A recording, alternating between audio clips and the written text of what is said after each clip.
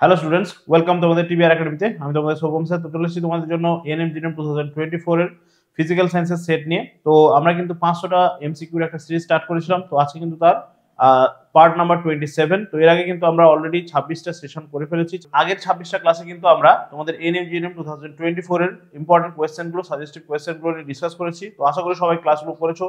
তো যারা যারা ক্লাসগুলো করেছো তাদের সেশনগুলো নিয়ে যদি কোনো রকম কোনো প্রবলেম থাকে, কোনো কোয়েশ্চেন নিয়ে তোমাদের যদি কোনো রকম কোনো ডাউট থাকে, অবশ্যই করে আমাদেরকে জানাতে পারো। আমাদের কিন্তু হোয়াটসঅ্যাপ গ্রুপ রয়েছে, টেলিগ্রাম চ্যানেল রয়েছে এবং টেলিগ্রাম গ্রুপ রয়েছে, সেখানে তোমরা জয়েন করবে। লিঙ্কগুলো ডেসক্রিপশন বক্সে গেলেই তোমরা পেয়ে যাবে। তো সেখান থেকে তোমরা আমাদের সঙ্গে যোগাযোগ করতে পারো এবং আমাদেরকে কিন্তু তোমাদের প্রবলেমগুলো জানাতে পারো। আমরা কিন্তু সেগুলো সলভ করে দেওয়ার চেষ্টা করবো।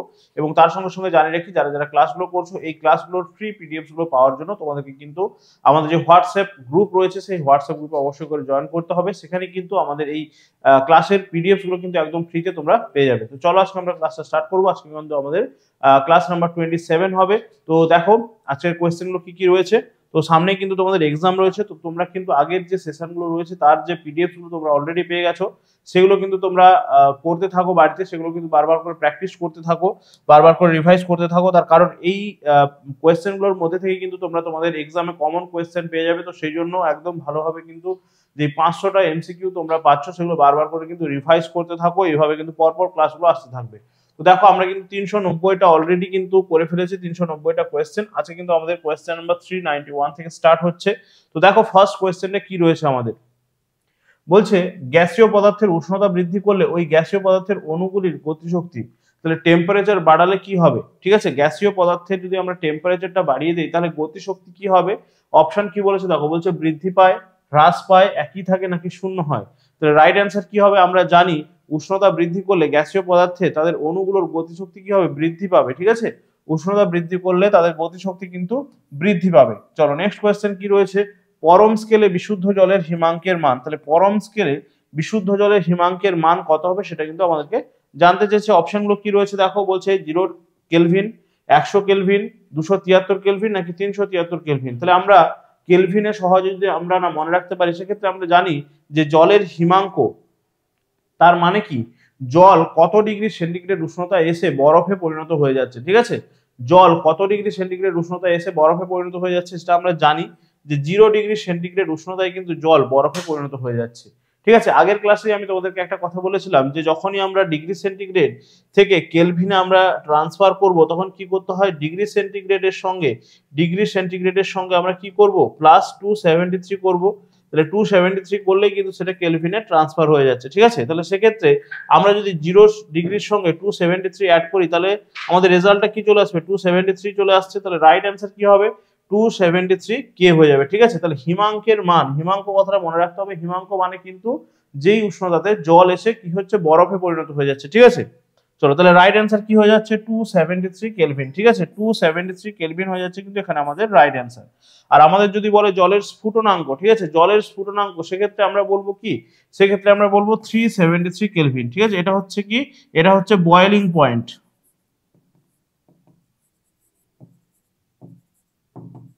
ঠিক আছে, বয়েলিং পয়েন্ট বা স্ফুটনাঙ্ক বলবো।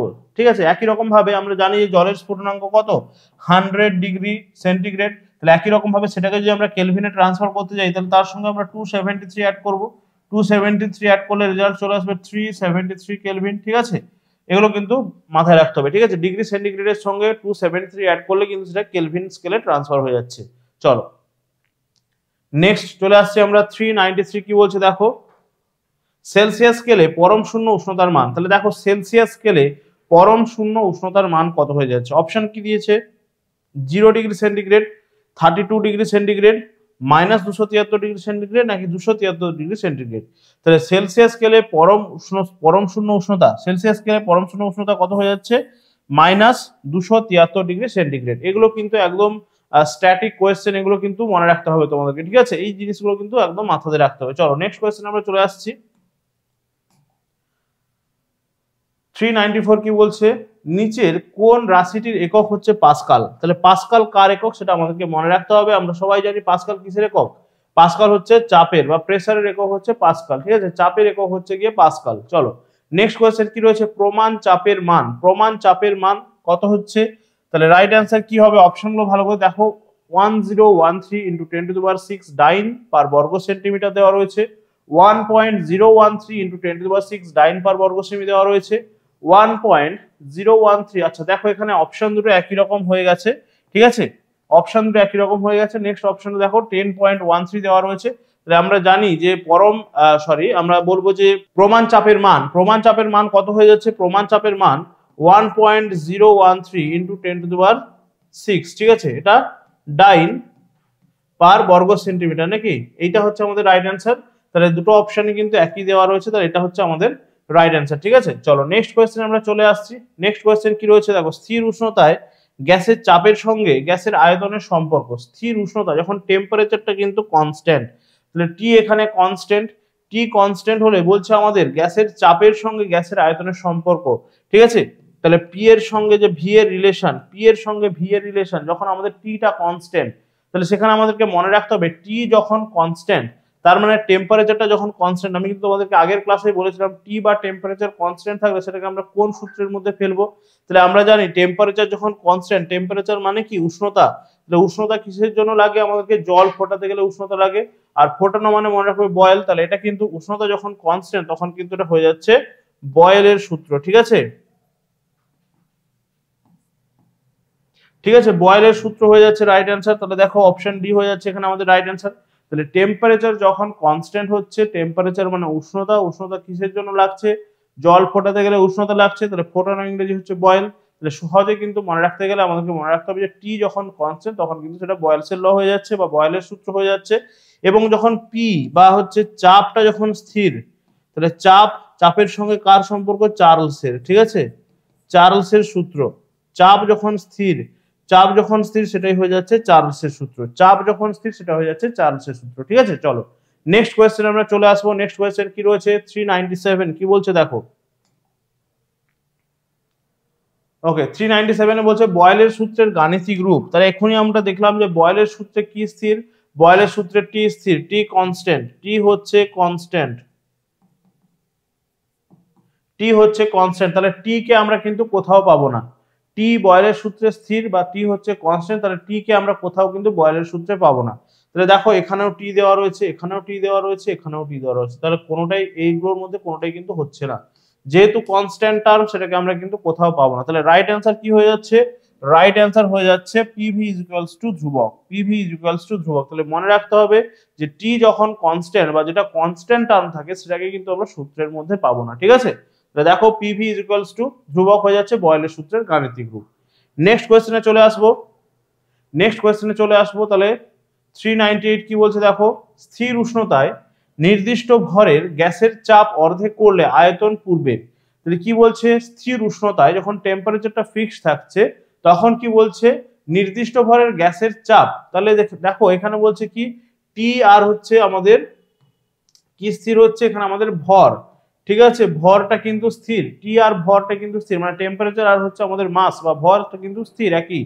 তাহলে সেক্ষেত্রে আমরা বলবো যে তার চাপটা অর্ধেক করলে, তাহলে পি এর সঙ্গে এখানে ভি এর সম্পর্কটা কি হয়ে যাচ্ছে, পি ভ্যারাইজেস 1/v, পি এর সঙ্গে ভি এর সম্পর্ক আমরা জানি যে চাপ বাড়ালে আয়তন কমছে বা আয়তন বাড়ালে চাপ কমছে, এটা কিন্তু তাহলে পি আর ভি এর মধ্যে কিন্তু কি হচ্ছে, ব্যস্ত সম্পর্ক, ঠিক আছে, পি আর ভি এর মধ্যে ব্যস্ত সম্পর্ক, ঠিক আছে। তাহলে সেক্ষেত্রে আমরা বলবো যে এক্ষেত্রে পি আর ভি এর যদি ব্যস্ত সম্পর্ক হয় তাহলে এখানে আমাকে কি বলছে, চাপটাকে অর্ধেক করা হচ্ছে, তাহলে আয়তনটা কি হয়ে যাবে, আয়তনটা কি হয়ে যাবে, তাহলে আয়তনটা অবশ্যই করে কিন্তু আমরা বলবো যে দ্বিগুণ হয়ে যাবে, ঠিক আছে, আয়তনটা অবশ্যই করে কিন্তু দ্বিগুণ হয়ে যাবে। আমরা যদি এটাকে করি তাহলে দেখতে পাবো যে চাপটা যদি অর্ধেক হয়ে যায় তার মানে কি, দেখো এখানে যদি আমরা পিটাকে অর্ধেক করে দেই সেক্ষেত্রে পি/2 হয়ে গেলে আমরা কি করব, তাহলে দেখো এখানে যখন আমরা অর্ধেক করছি তাহলে এখানেও আমরা কি করব, 2 দিয়ে গুণ করে দেব, তাহলে সেক্ষেত্রে এটা 2v হয়ে যাচ্ছে, ঠিক আছে, 2v হয়ে যাচ্ছে।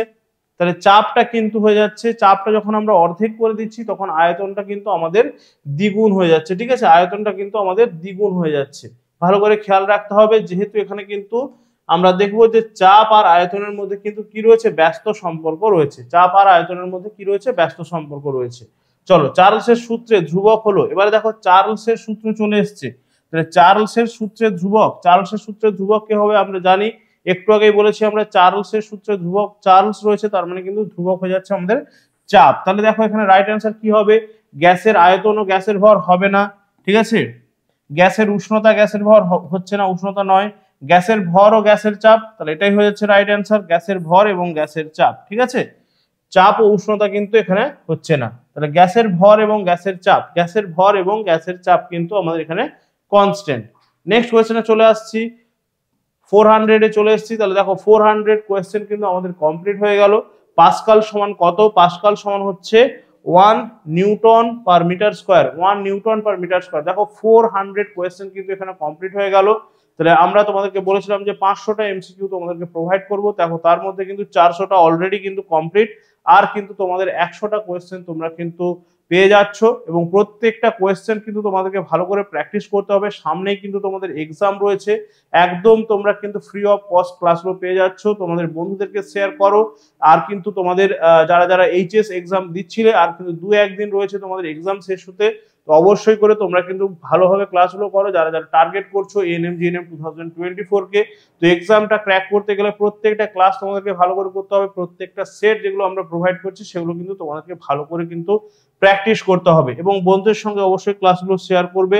যদি তোমাদের ভালো লেগে থাকে লাইক করবে, ঠিক আছে। চলো তোমরা কিন্তু কমেন্ট করে জানাতে পারো তোমাদের অন্য কোনো টপিক বা এই সাবজেক্টের অন্য কোনোভাবে তোমরা ক্লাস চাও কিনা, বিশেষ কোনো স্পেশাল কোনো ক্লাস তোমরা চাও কিনা, অবশ্যই করে জানাতে পারো, সেগুলো কিন্তু প্রোভাইড করার অবশ্যই করে আমরা চেষ্টা করব। তো দেখো 401, দেখো 401 কি বলছে, চাপের সূত্রের গাণিতিক রূপটি হলো। আচ্ছা, চাপের সূত্র মানে এখানে কিন্তু তুমি বলতে পারো যে চাপের সঙ্গে অন্য কোনো কিছুর সম্পর্ক, চাপের সঙ্গে আমরা বলবো যে টেম্পারেচারের রিলেশন, ঠিক আছে। চাপের সঙ্গে টেম্পারেচারের রিলেশন বা চাপের সঙ্গে ভলিউমের রিলেশন, সেই রিলেটেড কিন্তু এখানে আমরা অ্যান্সারটা করব। দেখো পি ভ্যারাইজেস ভি হবে না, কারণ পি আর ভি কিন্তু সরল সম্পর্কে থাকবে না, পি বাড়ালে ভিও বাড়বে বা পি কমালে ভিও কমবে এমন কিন্তু হবে না, পি বাড়ালে ভিটা কমবে, আবার পি কমালে ভি কিন্তু বাড়বে, ঠিক আছে। আচ্ছা এবারে দেখো পি ভ্যারাইজেস 1/v, এটাও কিন্তু হবে, ঠিক আছে, এটা হবে। এবং এখানে দেখো পি ভ্যারাইজেস টি, ঠিক আছে, চাপ বাড়ালে কিন্তু উষ্ণতা বাড়বে, বা উষ্ণতা বাড়ালে কিন্তু চাপ বাড়বে, ঠিক আছে। দুটোই কিন্তু এখানে আমাদের রাইট অ্যান্সার হতে পারে। তো কোয়েশ্চেনটা একটু সেট করাটা গন্ডগোল হয়ে গেছে, ঠিক আছে। দেখো চাপের যেহেতু এখানে বলেছে, ঠিক আছে, চাপের যেহেতু এখানে বলেছে, অ্যাকচুয়ালি যদি চার্লসের সূত্র দিয়ে দিত সেক্ষেত্রে কিন্তু এখানে অন্য কিছু হয়ে যেত, কিন্তু যেহেতু চাপের বলেছে তাহলে চাপের সঙ্গে মানে আমরা প্রেসারের সঙ্গে রিলেশনটা একটু করার চেষ্টা করব। দেখো তাহলে পি ভ্যারাইজেস ভি আর পি ভ্যারাইজেস টি দুটোই কিন্তু ঠিক আছে, ঠিক আছে। তাহলে প্রেসার বাড়ালে টেম্পারেচার, মানে প্রেসার আর টেম্পারেচার বা চাপ আর উষ্ণতা কিন্তু সমানুপাতিক, এবং চাপের সঙ্গে যদি ভি আমরা বলি যে আয়তন, তার সেটা কিন্তু ব্যস্তানুপাতিক হয়ে যাচ্ছে, ঠিক আছে। দুটোই কিন্তু এখানে রাইট অ্যান্সার হবে। তো তোমরা যখন প্র্যাকটিস করবে দুটোই অ্যান্সার মানে মনে রাখার চেষ্টা করবে। এবার এক্সামে তোমাদের যেমন আসবে, এক্সামে কিন্তু এই ধরনের কনফিউজিং কোয়েশ্চেন দেবে না, ঠিক আছে, এই ধরনের কনফিউজিং কোয়েশ্চেন দেবে না। তো সেই জন্য এক্সামে যেই অপশনটা তোমরা দেখতে পাবে সেই অপশনটাই কিন্তু তোমরা অ্যান্সার করার চেষ্টা করবে। চলো নেক্সট কোয়েশ্চেন কি বলেছে দেখো 402, শুষ্ক বায়ু অপেক্ষা আর্দ্র বায়ু, শুষ্ক বায়ু অপেক্ষা আর্দ্র বায়ু, আর্দ্র বায়ু মানে যেই বাতাসের মধ্যে জলীয় বাষ্প রয়েছে, ঠিক আছে, যেই বাতাসের মধ্যে জলীয় বাষ্প রয়েছে সেই বায়ুটা শুষ্ক বায়ু, মানে যেই বাতাসের মধ্যে জলীয় বাষ্প নেই। সাধারণত আমরা দেখবো যে শীতকালে যে বাতাসটা বইছে সেই শীতকালে বাতাসের মধ্যে কিন্তু কোনো জলীয় বাষ্প থাকছে না। তো সেই কারণে শীতকালে দেখবো যে আমাদের জামা কাপড় তাড়াতাড়ি শুকিয়ে যাচ্ছে, বা শীতকালে আমরা দেখবো যে আমাদের ঠোঁট ফেটে যাচ্ছে, তার কারণ কি, ওর মধ্যে কোনো রকম কোনো জলীয় বাষ্প নেই, ঠিক আছে। তাহলে সেক্ষেত্রে সে কিন্তু যেখান থেকে জলীয় বাষ্প পাচ্ছে সেই বাতাস কিন্তু জলীয় বাষ্পকে তাড়াতাড়ি টেনে নেওয়ার চেষ্টা করছে নিজের মধ্যে, ঠিক আছে। আবার অন্যদিকে আর্দ্র বায়ু আমরা কখন দেখতে পাবো, আর্দ্র বায়ু আমরা দেখতে পাবো বর্ষাকালে। বর্ষাকালে বাতাসের মধ্যে প্রচুর আর্দ্রতা থাকে, মানে প্রচুর জলীয় বাষ্পের পরিমাণ বেশি থাকে। তাহলে সেটাই বলছে শুষ্ক বায়ু অপেক্ষা আর্দ্র বায়ু কি হবে, অবশ্যই করে আমরা দেখবো যে ভারী হবে, ঠিক আছে। চলো একটি গ্যাসীয় পদার্থের আণবিক গুরুত্ব হচ্ছে 64 বলেছে, তাহলে ওর বাষ্প ঘনত্ব কি হবে, আণবিক গুরুত্ব 64, বাষ্প ঘনত্ব কি হয়ে যাচ্ছে অর্ধেক, তাহলে অর্ধেক মানে কত হয়ে যাচ্ছে 32 হয়ে যাচ্ছে রাইট অ্যান্সার, ঠিক আছে। গ্যাসীয় পদার্থের আণবিক গুরুত্ব 64, তাহলে বাষ্প ঘনত্ব অর্ধেক হয়ে যাবে, তাহলে রাইট অ্যান্সারটা হয়ে যাচ্ছে 32। নেক্সট কোয়েশ্চেন আমরা চলে আসবো। নেক্সট কোয়েশ্চেন কি বলেছে আমাদের 404 কি বলছে দেখো, আদর্শ গ্যাসের সমীকরণ থেকে গ্যাসের মোলার ভর নির্ণয়ের সূত্রটি হলো, আদর্শ গ্যাসের সমীকরণ আমরা জানি আদর্শ গ্যাসের সমীকরণ is equals two PV is equals two nRT, ঠিক আছে, PV is equals two nRT. তাহলে এখান থেকে আমরা যদি বলি যে গ্যাসের মোলার ভর নির্ণয়ের সূত্রটা কি, মোলার ভর নির্ণয়ের সূত্রটা কি হয়ে যাচ্ছে, রাইট অ্যান্সার দেখো এখানে তোমরা অপশনগুলো দেখলেই বুঝতে পারবে। রাইট অ্যান্সারটা হয়ে যাচ্ছে আমাদের option D, M is equals to WRT by PV, ঠিক আছে, M is equals to WRT by PV হয়ে যাচ্ছে মোলার ভর নির্ণয়ের সূত্র, মোলার ভর নির্ণয়ের সূত্র, ঠিক আছে। আজকের সেটের আমাদের last question, last but not list, কি রয়েছে দেখো 405 কি রয়েছে দেখো, এসআই পদ্ধতিতে সার্বজনীন গ্যাস ধ্রুবকের মান, এটা কিন্তু অবশ্যই করে তোমাদেরকে মনে রাখতে হবে, ঠিক আছে, এটা কিন্তু তোমাদেরকে কিন্তু মনে রাখতে হবে, এটা অন্যভাবে কিন্তু আমরা কোনোভাবে কিন্তু করতে পারবো না একমাত্র আমাদেরকে মনে রাখা ছাড়া, ঠিক আছে। দেখো সার্বজনীন গ্যাস ধ্রুবকের মান, অ্যাভোগাড্রোর সংখ্যা, ঠিক আছে, এই সমস্ত যে নাম্বারগুলো বা হচ্ছে আমরা বলবো যে অন্যান্য যে নাম্বারগুলো রয়েছে সেই নাম্বারগুলো কিন্তু আমাদেরকে ভালোভাবে মনে রাখতে হবে, ঠিক আছে। ওকে, তো রাইট অ্যান্সার কি হয়ে যাচ্ছে দেখো 8.314 joule mole inverse kelvin inverse. Next বলেছে দেখো 0.0821 লিটার আচ্ছা atmosphere litre ATM. Okay, next mole inverse kelvin inverse 8.314 into 10⁷ erg mole inverse kelvin inverse, আচ্ছা 0.821 joule mole inverse kelvin inverse. তাহলে রাইট অ্যান্সার কি হয়ে যাচ্ছে, রাইট অ্যান্সার আমরা জানি অপশন এ হয়ে যাচ্ছে, কিন্তু এখানে আমাদেরকে রাইট অ্যান্সার আমাদের 8.314 joule kelvin inverse mole inverse, ঠিক আছে, joule kelvin inverse mole inverse, right answer হয়ে যাচ্ছে অপশন এ। তাহলে দেখো এগুলো ছিল আজকে আমাদের সেটের লাস্ট কোয়েশ্চেন এটা। তাহলে আজকের সেটটা কিন্তু এখানেই আমরা শেষ করছি। তো প্রত্যেকটা সেটের মতো তোমরা কিন্তু এখানে অ্যান্সার কিটা পেয়ে যাচ্ছ। তো দেখো অলরেডি কিন্তু আমরা 400 প্লাস কোয়েশ্চেন করে ফেললাম, ঠিক আছে, 400 প্লাস কোয়েশ্চেন করে ফেললাম, আর কিন্তু বেশি কোয়েশ্চেন নেই, ঠিক আছে। তো 500টা যেটা এমসিকিউ সিরিজ আমরা স্টার্ট করেছিলাম তার কিন্তু অলরেডি দেখো আমরা 400 প্লাস করে ফেলেছি। নেক্সট ক্লাসে কিন্তু আরো কিছু কোয়েশ্চেন তোমাদের ডিসকাস হয়ে যাবে, 15টা কোয়েশ্চেন। তো দেখো তোমাদের কিন্তু ধীরে ধীরে আমরা 500টা কোয়েশ্চেন দিকে এগিয়ে যাচ্ছি। তাহলে দেখো এই যে অনেকগুলো কোয়েশ্চেন আমরা করে ফেললাম অলরেডি, ঠিক আছে। তাহলে আজকের সেট নিয়ে কিন্তু তোমরা মোটামুটি 400টা কোয়েশ্চেন, 400 প্লাস কোয়েশ্চেন করে ফেললে। কোয়েশ্চেনগুলো বারবার করে কিন্তু তোমরা রিভাইজ করতে থাকো, বারবার করে কিন্তু প্র্যাকটিস করতে থাকো। তার কারণ এই সেটের মধ্যে থেকে, এই কোয়েশ্চেনের মধ্যে থেকেই কোয়েশ্চেন কিন্তু তোমরা অবশ্যই করে কমন পাবে এক্সাম হলে, ঠিক আছে। তাহলে এক্সাম হলে গিয়ে ঠিকঠাক করে অ্যান্সার করতে হলে কিন্তু অ্যান্সারগুলো বারবার তোমাদেরকে প্র্যাকটিস করতে হবে, কোয়েশ্চেনগুলো বারবার তোমাদেরকে রিভাইজ করতে হবে। তো চলো, আর অবশ্যই করে যাদের ক্লাসটা ভালো লাগছে তোমরা কিন্তু শেয়ার করবে বন্ধুদের সঙ্গে, লাইক করবে এবং জানাবে তোমাদের অন্য কোনো টপিকের উপর ক্লাসের প্রয়োজন কিনা। আর এই ক্লাসগুলোর ফ্রি পিডিএফ গুলো পাওয়ার জন্য আমাদের যে হোয়াটসঅ্যাপ গ্রুপ রয়েছে সেই হোয়াটসঅ্যাপ গ্রুপে অবশ্যই করে তোমরা জয়েন করবে।